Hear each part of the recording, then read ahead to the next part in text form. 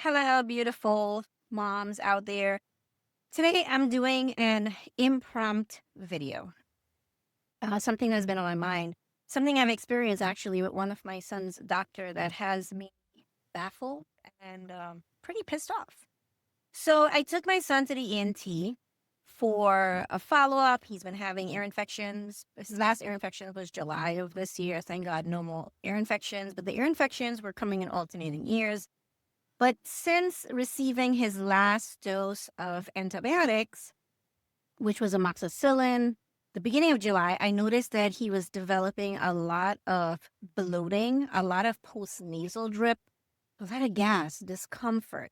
And it just wasn't something that he was experiencing before. So, I'm one of those moms who I'm very in sync. I know everything down to the T with my son, including any type of change in mood, change in behavior, the way if he's not feeling well. And yes, my son is nonverbal, but us moms, we have that maternal instinct. And when we're really aligned with our children, especially when we have to be their mouth and their ears and their everything, we pretty much feel what our children feel. And so finally had an appointment, September, actually last week was the appointment. And we go in and saw the ENT and, just a jump. We saw the pulmonologist the week before, says, speak to the ENT with regards to the post-nasal drip because that's something that they can take care of. Okay, so I've been doing the saline mist, which has been helping, and I've been doing tons of research. And the research that I've been doing kind of like makes sense, right? So if you have a post-nasal drip, first of all, that is not normal. Second of all, it could be related to a sinus infection. It could be you have some form of acid reflux or you have low acidity or acid in your stomach. And there are different ways that you treat this, right? If you have low acid, you will take HCl with pepsin before any high protein meals, heavy meals. You can also do digestive enzymes.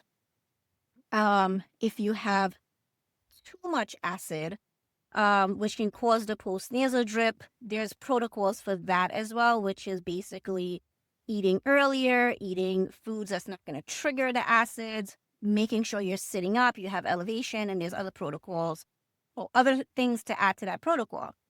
In my son's situation, it was low acid. So you may say, well, how do you know that? Well, he has a history of it. He's had stool tests done and he's had gut exams done in the past by holistic doctors, and they have come up where he had this issue. And since he's been home, we actually had stopped. We had stopped the HCl with pepsin. And for those who don't know, you can look at another video. My son in February was in ICU on a ventilator because he went into septic shock, developed pneumonia. And so we had to change out the entire protocol. This ENT basically told me that I should not be complaining because my son has a post-nasal drip, that there is absolutely nothing wrong with the fact that he has a post-nasal drip, and I shouldn't be worried. And it's okay if he's having bloatingness and gas. I was just like speechless by what I was hearing, and I refuse to accept that as an answer. Maybe it's just who I am, but to me, that's bullshit. It is not normal for someone to have post-nasal drip. It is not normal for someone to be having bloatingness and gassiness. And I just refuse to accept that as an answer.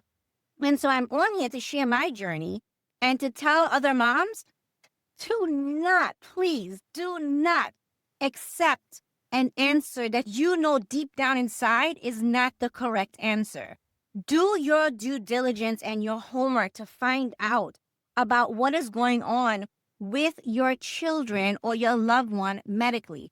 I'm sorry, at this junction and how things are going and how things have been going, it is very difficult to trust doctors. And I have nothing but respect for doctors. But I've had my fair share of trusting doctors, and they're giving me the total opposite treatment plan for my son or for myself or one of my kids or for a loved one.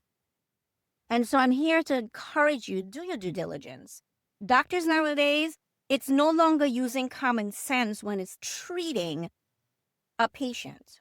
Now it's all about protocol and I have to protect my license. Well, I'm sorry. Just as much as they have to protect your license and their protocol, I, as a mom, have a responsibility, and we all have a responsibility to protect our children and make sure that we're not going to stay complacent and accept the answers that we are getting from doctors because we're saying they have a medical license, they went to school. Well, guess what? There's something that's common sense and it's just I don't know, just simple knowledge will tell you certain things just doesn't make sense.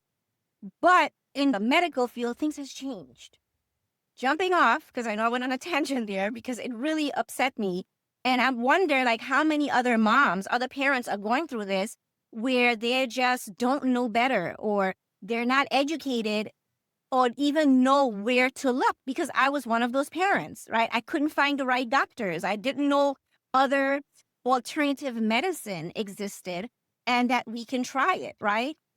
And so turns out that my son's endocrinologist, Dr. Kelman, actually, we met, we spoke, I gave him the symptoms, and it's exactly what I was suspecting is my son has an overgrowth of bad bacteria in his intestines, SIBO.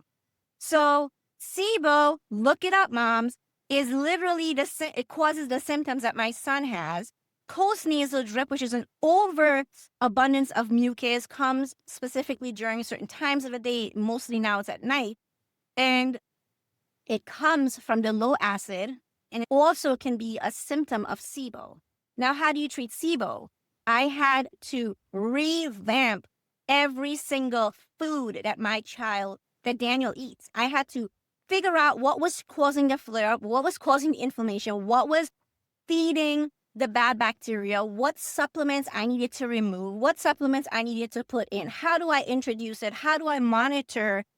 How do I monitor whether this supplement or this food is working? I started my changes in August, and I am seeing improvements with the gas and the post-nasal drip. But I think what really prompted me to do this video was the fact of what the response of this ENT was. It told me is that this is normal. And I'm here to tell moms, do not accept an answer. If you're living with your child, you're living with your loved one, if you see that something is going on and something is not normal, or if you see symptoms are starting after a certain medication or when your child is eating certain foods or any type of behaviors, please, I am begging you.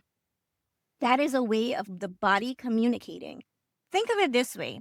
When someone is having an allergic reaction, your body reacts. Sometimes you go into anaphylactic shock.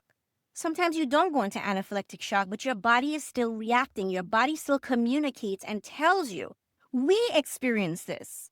We may feel a pain today and you may not feel it in a couple of weeks, but guess what? It may come back. That's an inclination. Our body is telling us, hello, something is up, something is not right. And so I plead with you to advocate on behalf of your children. Do not settle for an answer as such as the one that I received. Doctors need to listen to parents. They need to listen to their patients because the patients and the parents know best. And we are living with it and we are living in the circumstances and we are experiencing the symptoms of our children or if it's us. And so who else better would be able to tell what we're experiencing? It's us. And so again, I plead with you. Do your research. There are always ways to get a second opinion. If you have to get a third opinion, a fourth opinion, please entertain it. Entertain alternative treatments for your children. You know, a lot of medications and a lot of things that's given to our children has its own side effects that's worse than what the child or the person is experiencing. Everyone needs to wake up. This is our children. This is our body, right? We need to advocate. We need to put our foot down and say, enough is enough. I'm not accepting this. And even if you don't want to tell the doctor you're not accepting this, you don't have to. There are networks of doctors. There are holistic doctors, I'm pretty sure, that you can find in network, right? As alternative treatments. There are other doctors who are DOs that will follow a plan of treatment and will work with you and work with your medical doctors. My son has that. My son has DOs doctors, holistic doctors, medical doctors, and guess what? They all work as a team because at the end of the day, it is not about egos for these doctors. At the end of the day, it is about how do we treat Daniel as an individual. And that is the team of doctors that you want on your side to advocate to say, guess what? That's not happening. I have doctors who are very quick to want to put my son under anesthesia just to clean a wax out of his ears. Guess what? Thank God I have a team of doctors and pediatrician on board that say, hell no, I am not authorizing anyone to put him under sedation once a year to clean his ear. Wax has never killed anyone. Wax has never caused anyone to go deaf. There are natural remedies that you can put into the ear safely, doctor approved, that you can put into your eardrops to remove the wax naturally. Why would you put a child who already has so many things going against them under sedation to remove wax? Like, I don't understand that. Wake up, parents, please.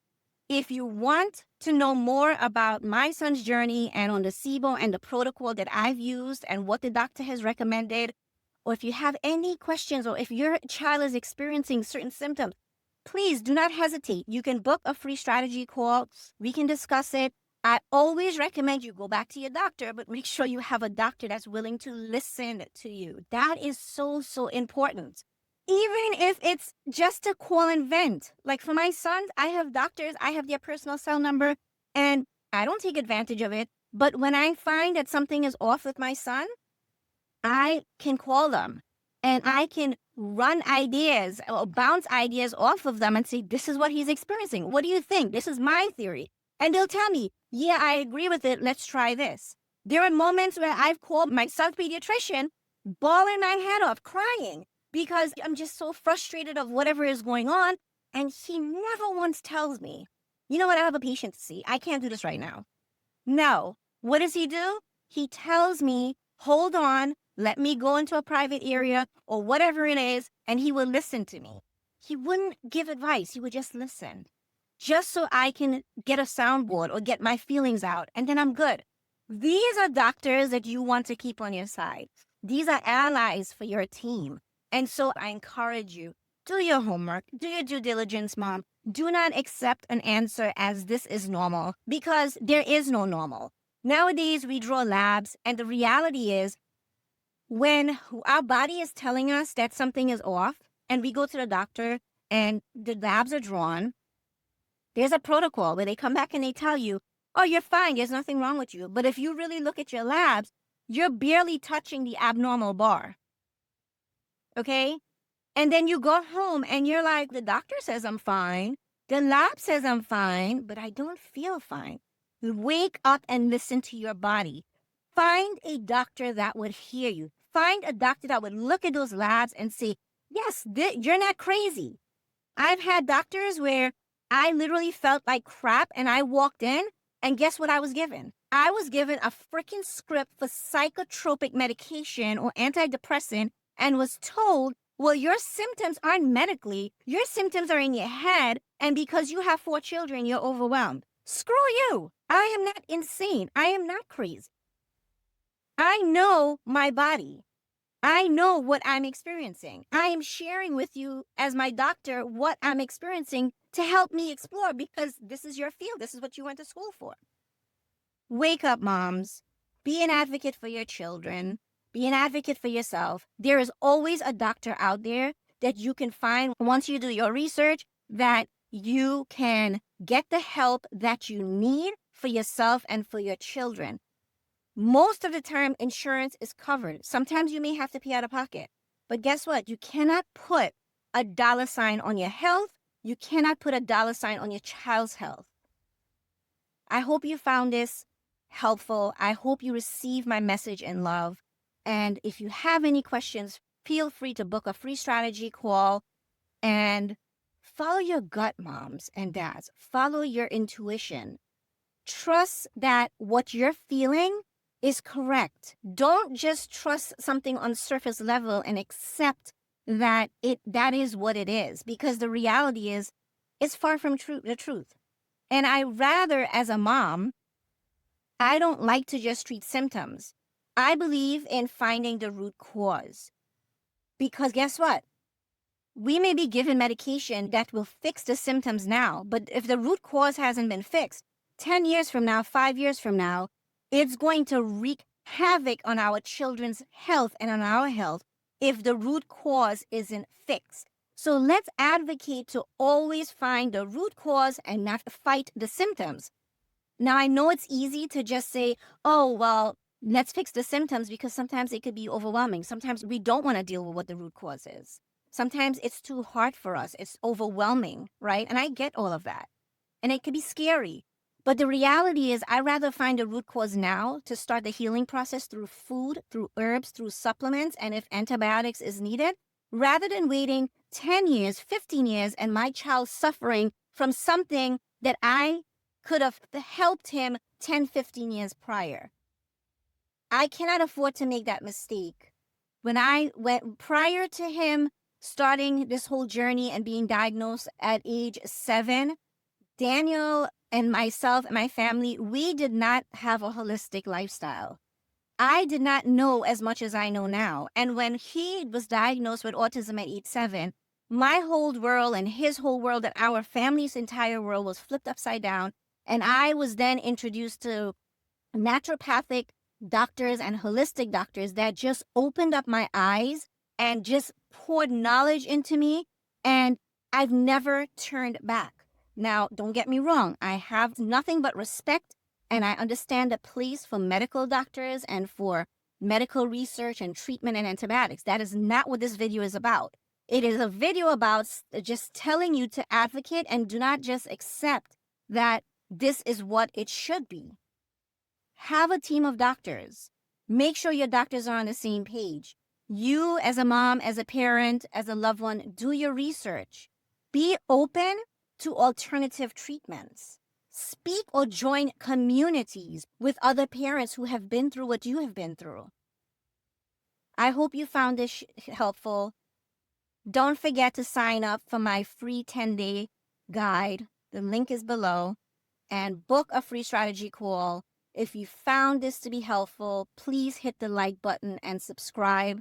By you liking this video, you're allowing it to be shared with more moms so we can connect and be warriors together in supporting each other. Have a great day, everyone.